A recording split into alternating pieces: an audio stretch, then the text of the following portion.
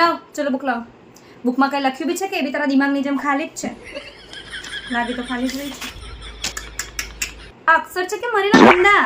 મતલબ કાલે તારું પેપર છે અને આજે તારા 3 સબ્જેક્ટ બાકી છે. તને હમણાં યાદ આવ્યું કે હમણાં કરો? પાછો બેઠી છે કે લડવા માટે અને બોલ ના કરી શાંતિથી ભણાય એને. મમ્મી તમે યાર કશું ના બોલશો.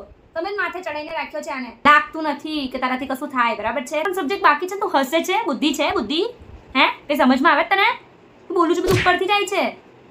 આ બંને દાખલા મેં તને હમણાં જ સમજાયા છે તો પણ તને સમજમાં નથી આવતી.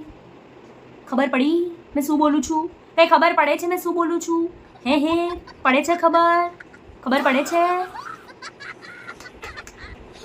આટલી મહેનત તમે મારા ટાઈમે બી નહીં કરી. આખો દિવસ રખડી જ ખાય છે નહીં બસ તું? સારા ટકા તો છોડ દે, તારું પાસ થવાના બી ચાન્સીસ નહીં વચ્ચે અહીં આગળ. હમણાં સમજાયું તને, ખબર કેમ નથી પડતી તને?